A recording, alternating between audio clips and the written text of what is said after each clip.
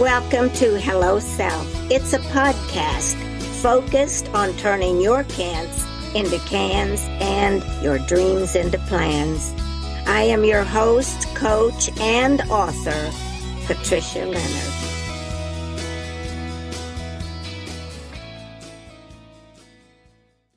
Hello out there. It's me again, your host of Hello Self podcast, Patricia Leonard. As you remember, this is about turning your can'ts into cans and your dreams into plans, and mine too. Yes, my whole goal is to keep getting my dreams and goals off my someday shelf. And as I do that, hope that I'm encouraging you through my own sharings as well as the sharings of my guests, their stories, the life experiences they have. And if you remember, the last podcast I did myself was on the law of attraction, something that had happened to me that I could not explain. And so I took that curiosity that was going on within me and created a podcast.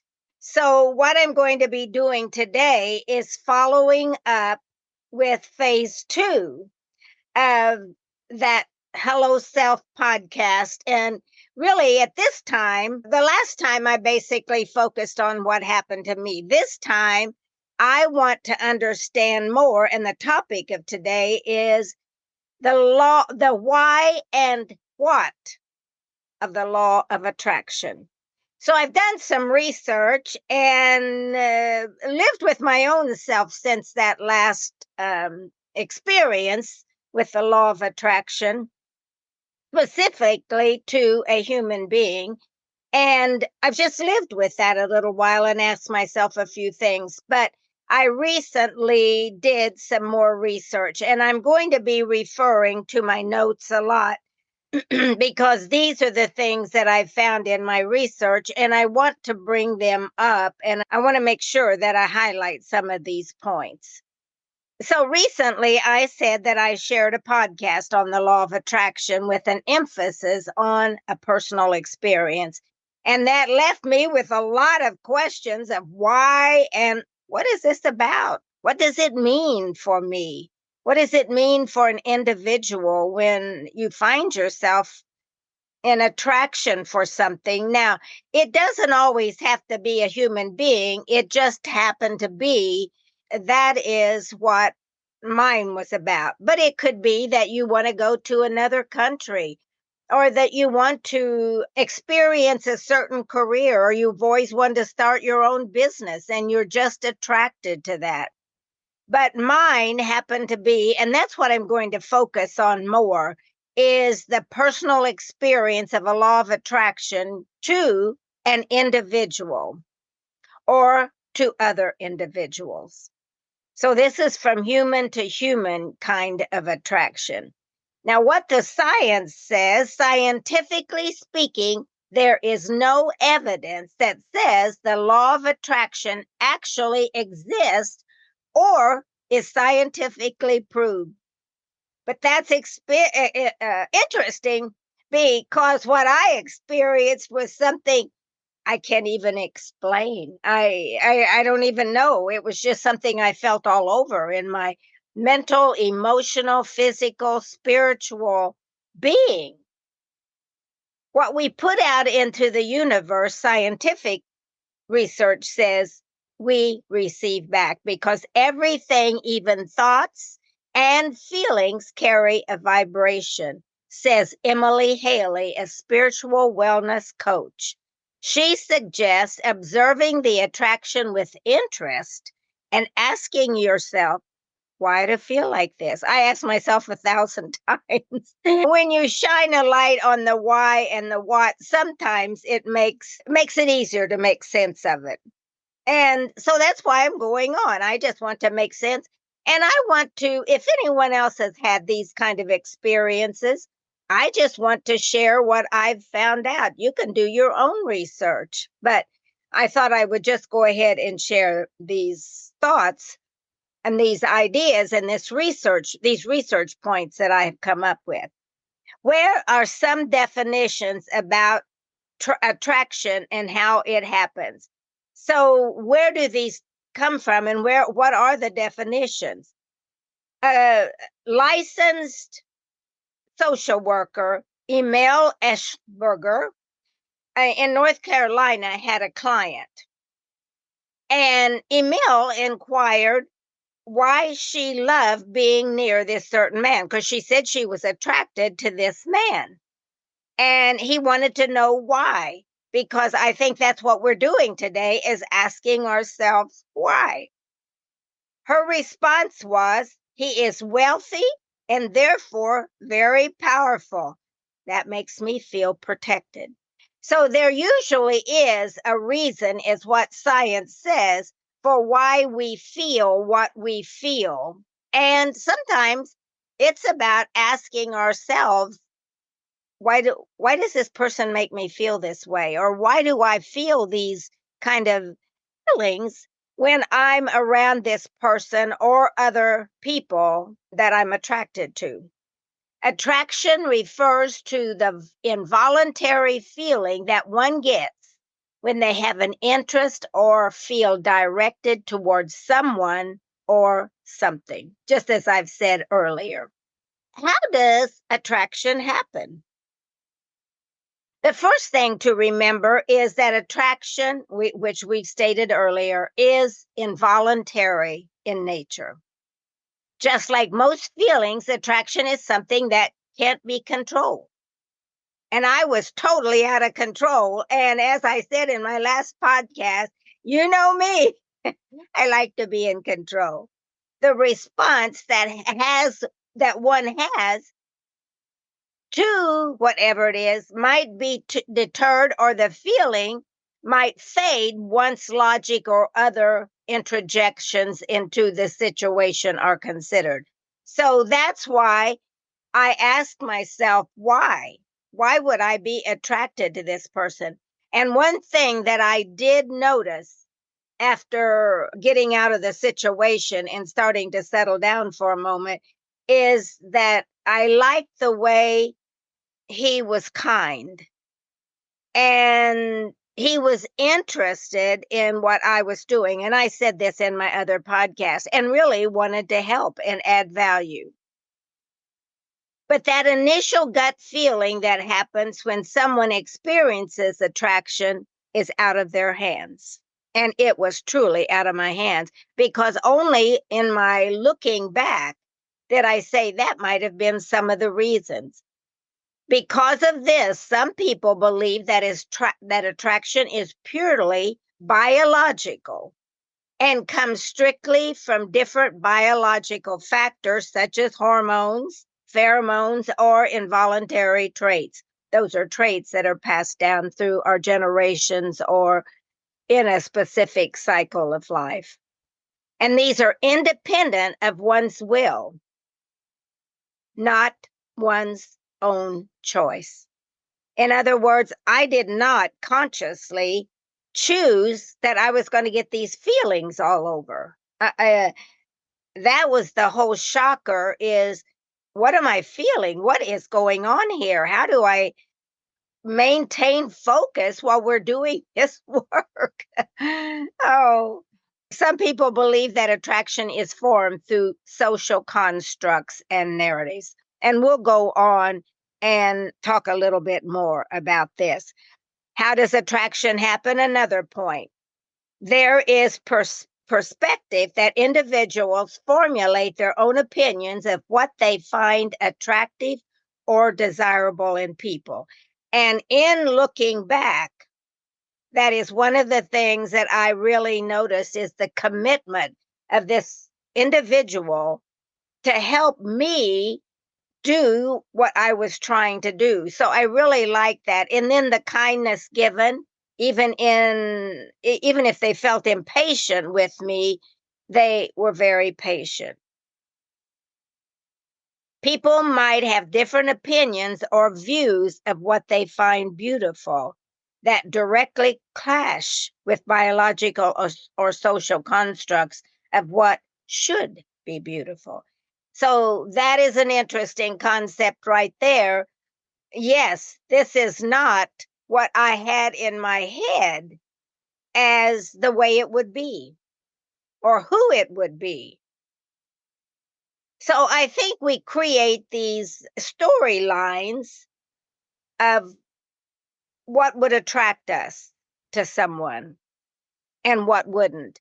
And I've noticed in my own life that over time, what I've seen in a man goes more toward who that person is or another person. It doesn't always have to be a man. But what I find is the stories that I had built in my head about specifically what a male figure would look like and what I would like in other organizations or tribes that I hung around or associates or friends. So my and I think this is with our maturity, I would guess, has been with mine, is that I find that different factors or different behaviors or different what I call beauty, physical beauty, has changed over time. Because I find that sometimes it's built up on um, things that really don't matter to me anymore or matter less. Let's say that way, matter less. So my priorities begin to change. The truth is that another point, how does attraction happen? The truth is, no matter what concept or theory makes the most sense, attraction happens simply because it happens. Now, isn't that interesting? Here we are trying to figure it all out. And all we're going to do is maybe raise an awareness in ourselves about, are we numb to life? Do we still notice the things that give our heart make our heart sing? Or do we still notice things that we intellectually have a commonality with? Or do we still have some of the same interest? Is that something that is attractive to us? So I think we may get older and we may change some of those things, but the truth is, no matter what, attraction happens simply because it happens. Now, if we want to figure out why am I attracted to that person, then we can go on and look at that and say, was it their behavior? Was it part of what they believe in, their own beliefs? Is it because I'm very interested in where they're from in their life, or that they're of a different culture and I want to know more about that culture? Yes, it's all of those things.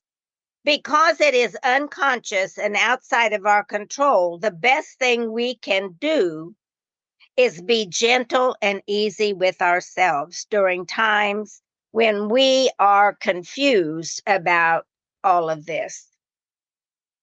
Experience is by not judging ourselves and just accepting the experience and let it be and see where it takes you the next step. So I think to become aware of it, that we're not dead, and to maybe ask some why and what questions. What was this all about for me? And I have been doing that over the past couple of weeks, and I do have more clarity, and it has made more sense. The good thing is, I found out that I'm not dead to the things that I'm attracted to, and that they have changed over time. And I'm sure they will change again. The next part I wanted to look at was in my research, the psychology of attraction. Why do we fancy certain people? Now, I've begun to talk a little bit about some of those things already. Questions that come up for me as I am part of the other person. Am I part of the other person's law of attraction? So I said, are they attracted to me? And that what caused me to be attracted to them? Or is this feeling and or knowing a result of my own deepest desires? So I began to ask myself, am I picking up on their or experiencing their own law of attraction process? I wasn't sure if it was mine because it happened in such an ambiguous way, just out of the clear blue. But anyway, I wanted to know. I thought to myself, are they attracted to me? And is that why I'm attracted to them? Now, that doesn't always work for everybody, but we can pick up on it and we begin to sense that person's attracted to me. Now, it doesn't always have to be the same feeling that we had. They may have been attracted to us for what we were doing, or they may have been attracted to us because of something we said to them or to someone else. Or they may have been attracted to us because of the lifestyle we live. So that doesn't always mean simply that there's a connection in the vibration and process of attraction. It can happen from one person to another like that, and we may not be the people that instigated that initially. Attraction is an incredibly complicated thing, and science probably won't be able to determine all the reasons you find someone attractive, or vice versa, they find you attractive. An individual having a crush or a strong feeling of romantic love for someone may experience physical, emotional, mental, and spiritual moments of distraction 24 hours a day. So it may stay with you. And yes, that's exactly what happened to me. That's why I decided to pursue it more with my why and what. So it can get stronger over time because we still don't have an understanding of what it's about, because it may have been the first time that specific experience touched us in all those various aspects of our being. Oh, yeah, we can see with our eyes sometimes that we're attracted to somebody physically. Wow, he's great. Or wow, what a female she is. Look at those legs. Or we have those. And if we say we don't, then we're lying to ourselves. Are they bad things? No, shows that we're alive. They only become bad if we act on them in the wrong way. I don't know. It's important to become aware of your thoughts, regardless. And don't always judge them, just to be aware of them and look at them. And don't be hard on yourself. That's what I tend to do. I get hard on myself because, Patricia, you shouldn't be thinking like that at your age, or as a woman, or as a mother, grandmother. You shouldn't be thinking. Thoughts are thoughts. And to deny that we have thoughts, feelings, emotions, spiritual moments, that's denying our own being, our own existence. No, I want to be alive. I want to be alive to who I am, because that's what makes me who I am, is learning more about myself. And one of the ways I learn is from other human beings. That's not all, but that's one way. So then I came to, in my research, 12 biological factors that make you attracted to someone, at least as noted in Business Insider. Now, this article was published in October 2018 and was then updated again in February 2023 to include more experts and new information. So we keep finding out more about this because we're evolving as a universe, and we're evolving as individuals and scientific study.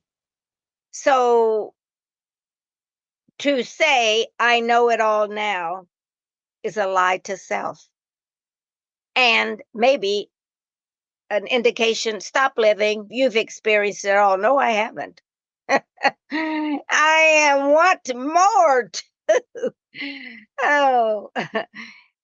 And in this, it says it comes down to a mixture of biological, physiological, and experience-based factors. And that is exactly what I have experienced is biologically, I told you that all of these things were happening. Physiologically, yes, same thing.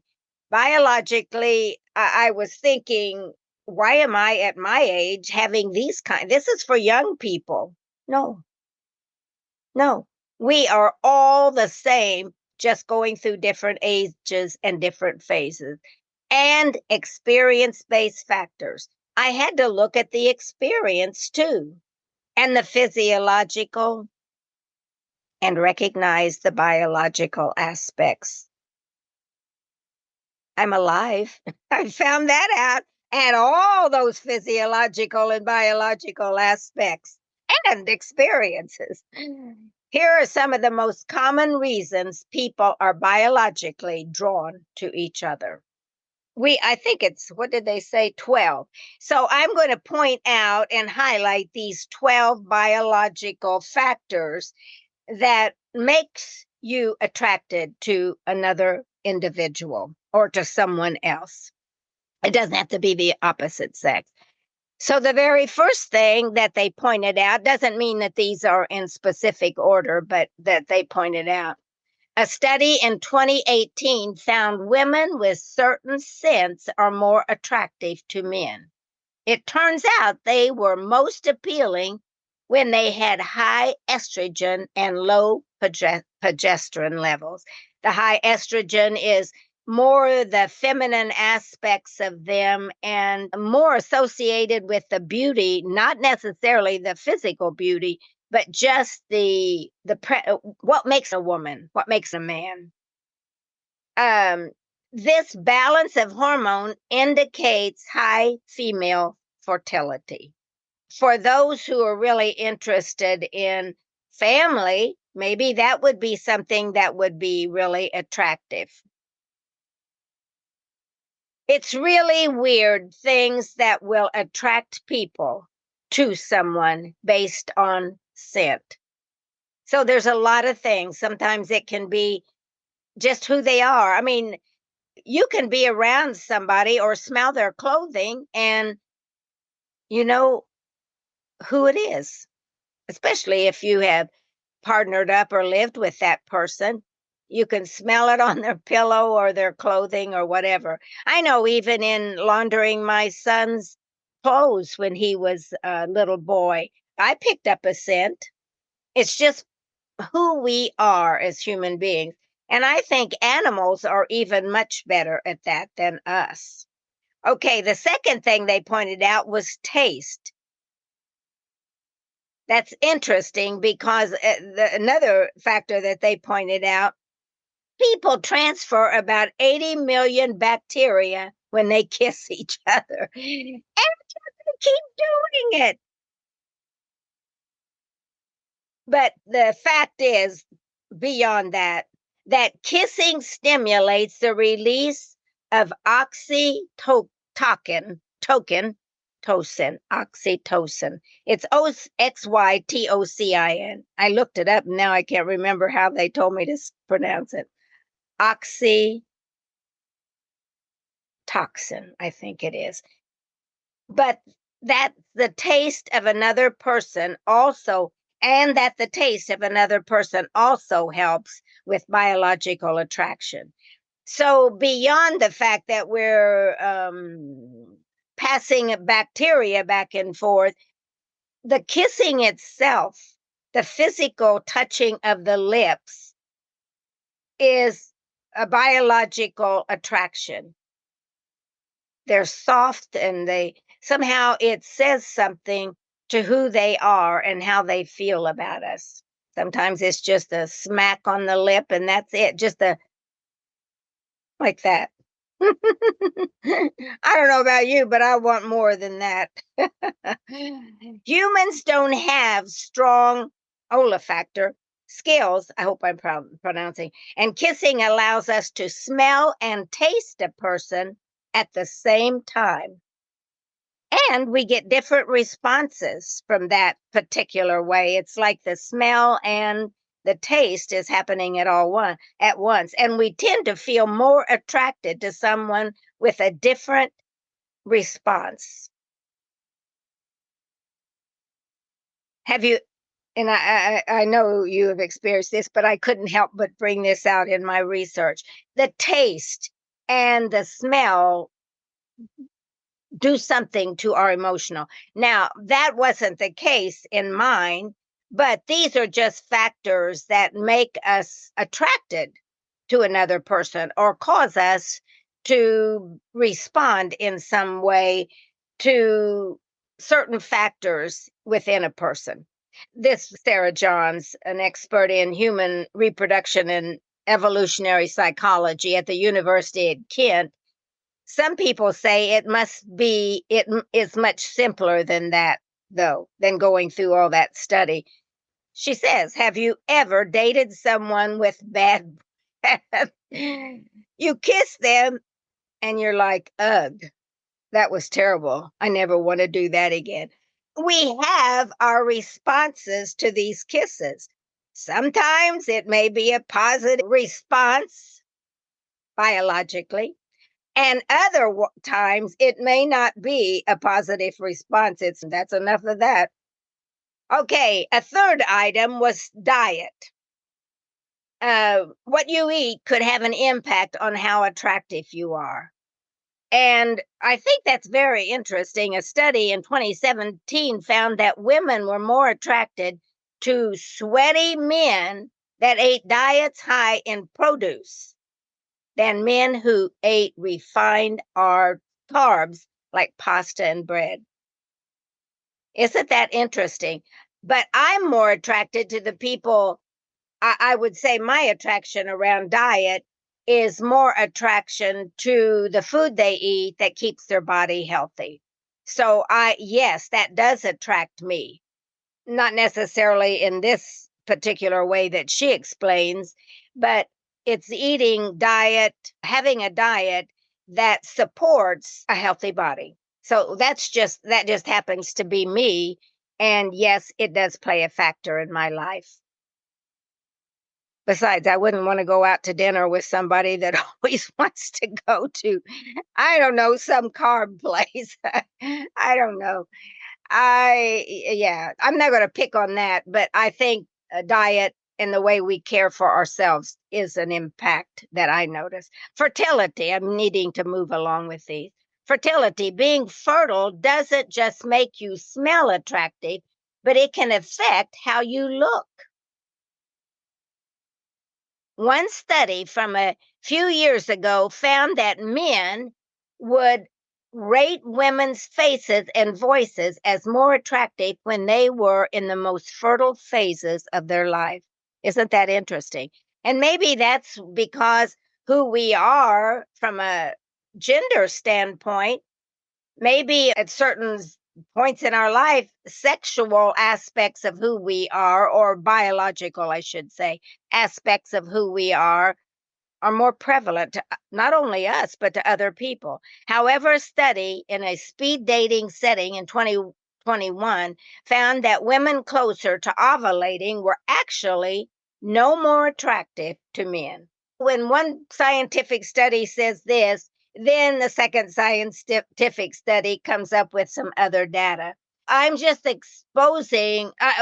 to me, this research is exposing me to things for me to think about things for myself, not just taking something that says, oh, that's it.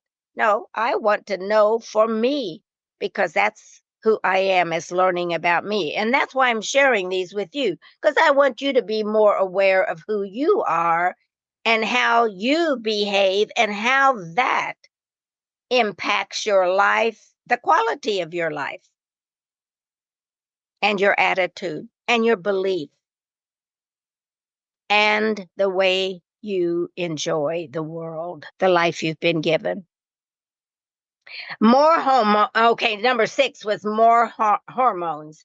And that oxytocin is called the love drug, the one that I mentioned earlier that I mispronounced. It is associated with true sexual arousal and relationship building. So we produce that. It's a hormone that we produce, and love is connected to several hormones that make us feel warm and cozy. It just happens to be one. Dopamine is another one. And I don't know, a lot of times when I go work out, I feel high afterwards. I have more feelings, more sense of who I am. It may be the serotonin level. It may be us getting out of our flip flop living and stepping into a higher level of our own understanding of our body and our biological behaviors, our biological actions. Okay, number 7, kindness. And that's the one thing that I mentioned that I had. I don't know if that was all of it, but that's one thing that I really noticed with this individual's kindness and caring. If someone is kind, it can make them seem more attractive. And that's exactly what I experienced. A study showed that putting positive character traits against someone's photo meant people rated them as better looking. Isn't that interesting? Because it's like we're just not looking at one aspect. I wasn't just looking at this person's physical body or the way they dressed. That wasn't the attraction, were these other things. And I didn't know at the time, but I also loved his smile. It was kind. Altruistic behaviors are attractive. And that's exactly what I experienced.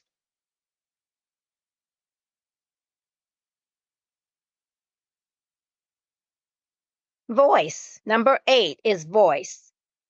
One study found that women prefer men with low voices, especially just before they start ovulating. Now, I don't know what that has. Maybe it's some power that comes out of the low voice.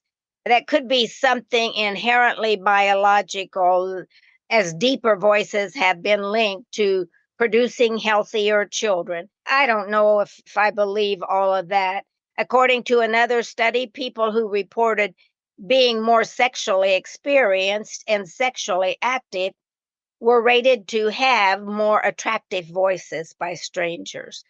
So the only thing that I could pull out of that is I think sometimes our voice does indicate our own personal belief and power in ourselves.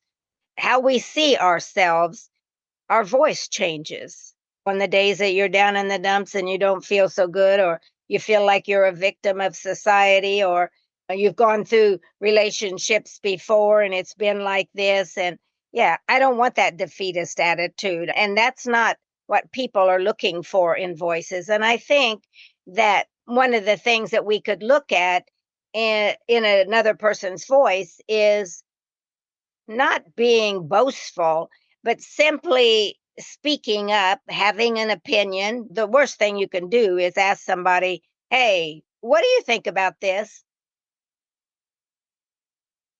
Do you think? Have you got an idea? So I just like opinions. I like to learn, and I may not always agree with them. Okay, number 9, being some similar. And I do think that specifically in uh, a lot of my relationships, there are similarities. Now, I didn't know this person, but we did have a common interest in the work we were doing. So that was some similarities that we had there. Research points us to being attracted to someone who are similar to us, both physically and in personality. And I think that is very true. I like somebody, I always try to be positive. I have my victim days but I want to be positive about life, because if I'm not positive, I may miss something that God has for me that day to witness. And because I'm down in the dumps, I totally miss it. Oh, yeah. Oh, yeah. So I want to be positive, and I want to be around people that are physically are positive in the way they behave. And so being similar, it doesn't have to be in look, but having similarities in the way we see the world, but being open to others' ideas about seeing the world, because the only way we expand who we are is to get out of our stuck mindsets. And I'm telling you, yeah, I've had them too. And I still have them, and I keep uncovering. Oh my God. And I keep uncovering them. But yes, mindset can limit our lives. Mindset can limit our friends, can limit our relationships. Mindset can limit our opportunities in careers. Mindset. I was telling somebody the other day that, and I read cards and I coach with cards, and I grew up with it. So my mom and my grandma and my uncle Junior, and so I never saw it as something bad. I saw it as God speaking to us, and that's exactly what happened. But when I was telling someone, they said tarot cards, now maybe other cards, but tarot cards are evil. I tell you, this is how I believe. And it doesn't mean you have to believe this way, but I want to be around people that are open to seeing other points of view. So being similar is one of those. I don't have to be around other card readers, but God speaks to me in many different ways. And he does to you, but you just don't pay attention half the time. You see a sign as you're driving down the road, and you say to yourself, you know what? I'd like to do that, or I'd like to go there. Or it woke up something within you, or you read a book. And that's an interesting point of view. I never thought of it that way. All of the distance that we create by our traditional, but not only traditional, but just beliefs that we won't let go of. They limit our lives. They limit the relationships we have. They limit what we are capable of being and doing. So it's not about cards, it's about the mindsets that we have. I just shared co-writing with a friend of mine out in Sioux Falls, and the whole book was about mind shift, shifting our mindsets into something that was more in alignment with openness, in alignment with acceptance. So anyway, being similar to me is very important too. Not exactly thinking the same way, but being similar in the fact that we will open to other thoughts. Okay, being different. I like this one too, because I love to be around people that are different than me. And it says here, sometimes opposites do attract. For instance, if you've lived a sheltered life, you might gravitate toward people who have extremely different experiences. Tell me about that. Why did you like that?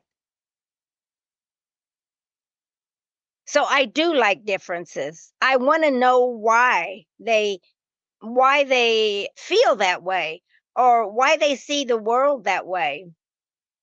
And I want to know more. Being different. And if I only hang around those people that believe the way I believe and see the world the way I see the world. And so I'm looking for a relationship that challenges my thinking, and that they have some opinions of their own. and that they're willing to listen to mine and say, you know what? I hadn't thought of it that way.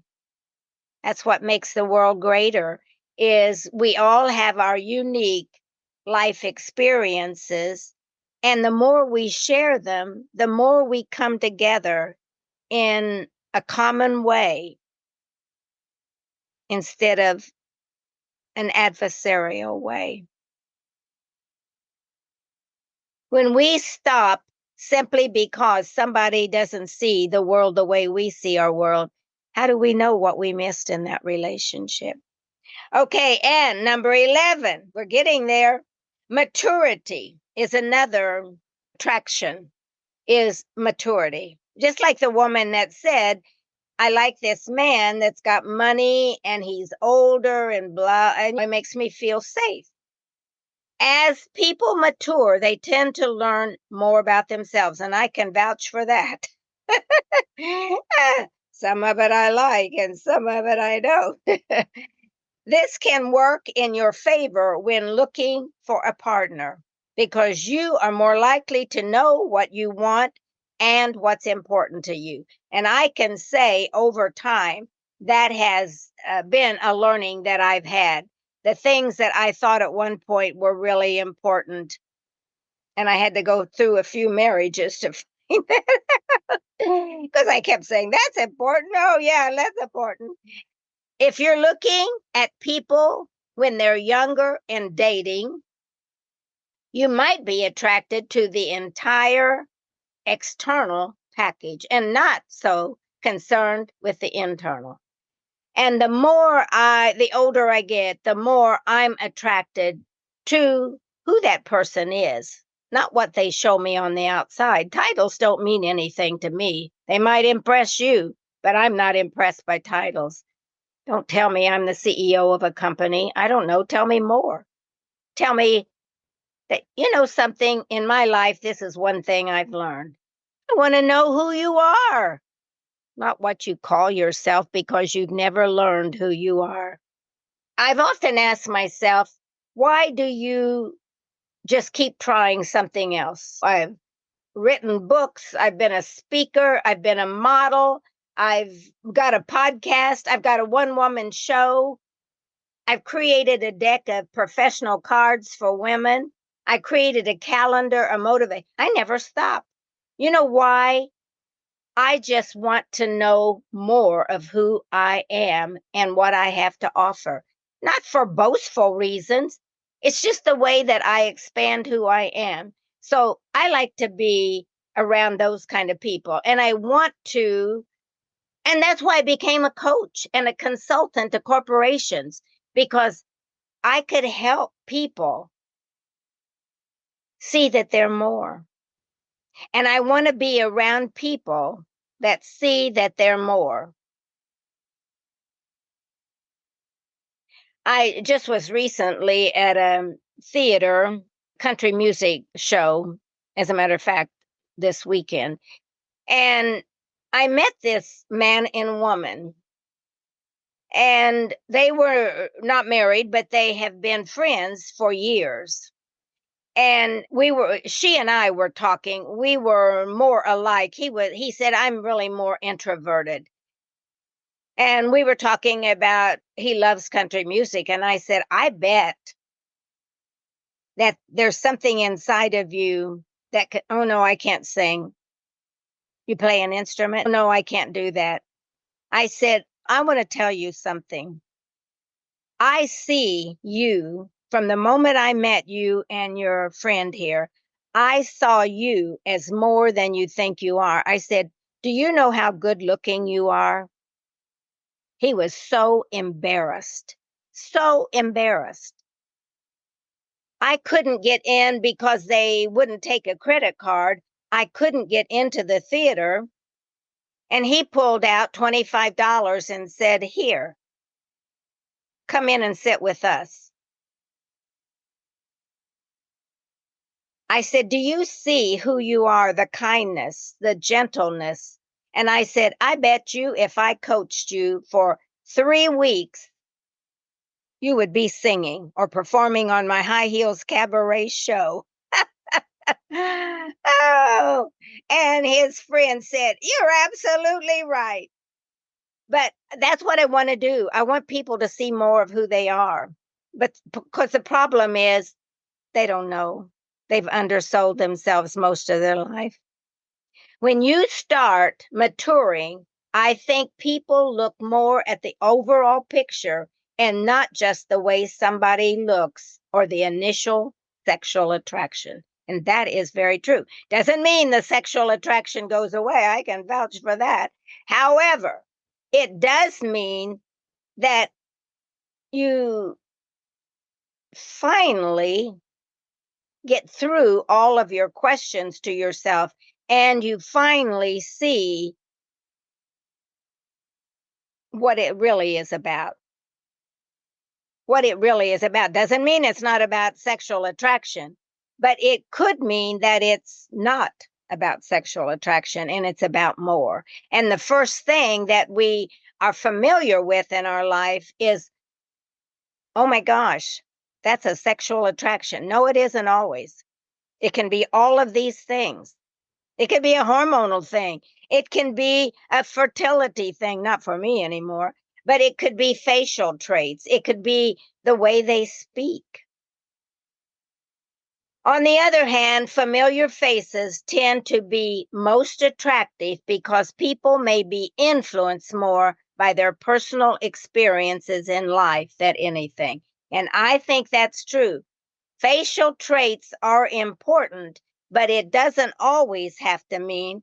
What if you said one day, I only want a man with a lot of hair on his head? And yet, sometime in your life, you met this guy that was balding and you thought, oh, why am I attracted to him? Or he's not dressed in the Armani suit that you always said you wanted your partner to be dressed in. He didn't hold the kind of job that you thought you wanted your partner or the person you were attracted to hold. What if all of those things went out the door and the facial traits are gone too? Because as we mature or as we go to different cultures, we see different facial traits.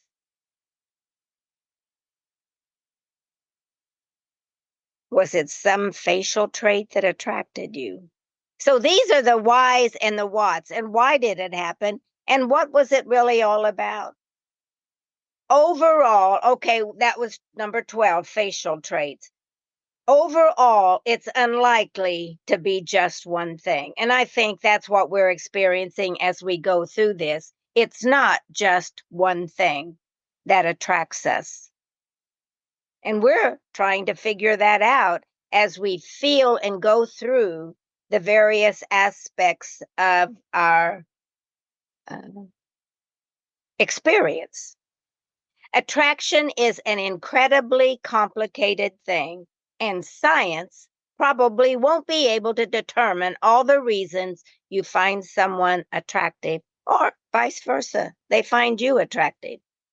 Often, what's more important is your compatibility, and you're unlikely to be able to quantify that.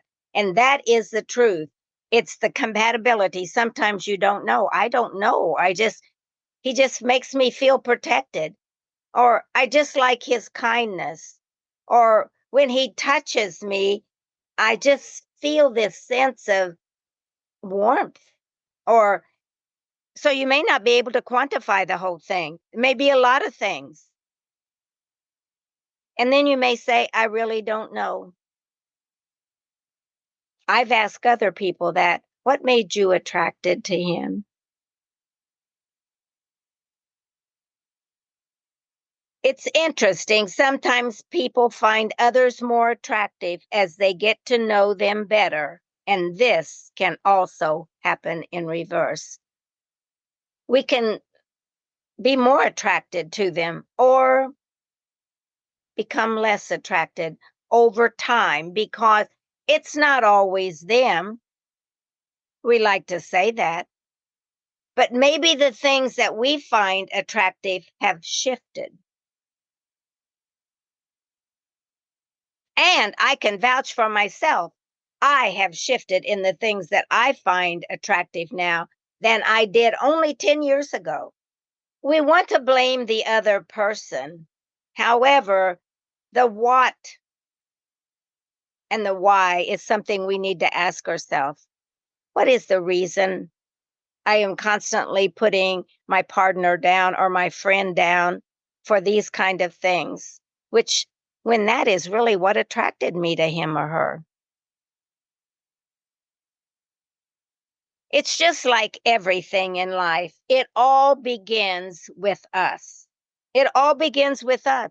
And we like to act like it's the other person or it's the situation or it's them or it's. Mhm. Go back and ask yourself what and why. Simon Sinek, even in your career, talks about know why you're doing a certain thing. Because when it doesn't feel right anymore, ask yourself, why did you think this was important at one point? And what was so important about it? So I think the questions of why and what can get us to a lot of things about who we are in life. And this is about our podcast, Hello Self, because it all begins with you. Blame others if you want, become a victim if you want, get in your flip flop life and say, this is all I can have. You can play that game with yourself and cheat yourself of life. I want to stay alive, even if I don't know what the feeling is. Okay, I hope that this has helped some of you think about why you're attracted to someone and what the attraction is. And if you've been married for 50 years and you look at the partner that you're with, look at them and say, what is it about you? You don't have to say it out loud to them unless you want to have a discussion. But what is it about you that I was so attracted to? And what is it that I'm so attracted to now? And I bet $10 those priorities have changed. Doesn't mean you're less attracted. It just means that the reason you had the attraction initially, maybe you wanted a family. I've had some people that say, no, I want a family, while the other person wants a relationship. Doesn't mean they wouldn't consider that, but it just means that the priorities at that time are in the different. And then I think this law of attraction thing is bigger than just the moment of attracting somebody into our life. It's looking at what does it really mean to me as I mature and as I partner with the other person. I'm always impressed with individuals that can spend a lifetime together and at the end say, I still love you. There were days I didn't like you, but I still love you. Because what we call love is always based upon our own priorities and our own shifting beliefs, desires, wants, whys. Anyway, I hope that this has been fabulous for you. And you know what? I'm not done yet. My next podcast on the law of attraction of love. We think the solution is in using the law of attraction to get the person to love us or notice us. So we try hard. So we make it a job. I want to talk about that. What do we use to attract love in our life? But the law of attraction is not about you getting that other person to notice. The law of attraction is about you, your thoughts, your feelings, and your vibration. You don't control the other person. So you might think it's a manipulation game. I would say that's probably going to be very short term. It's about getting in touch with yourself. What am I feeling? What are the things that are important to me?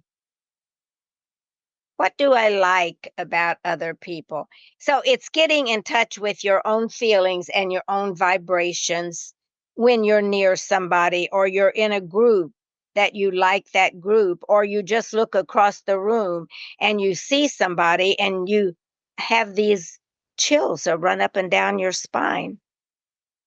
I just had a young lady that um, her husband had passed, and she really wasn't looking for anybody. But she said when this gentleman, this man, touched her hand, she said, I had these chills and I didn't know what to do with them. So we may have all kinds of responses.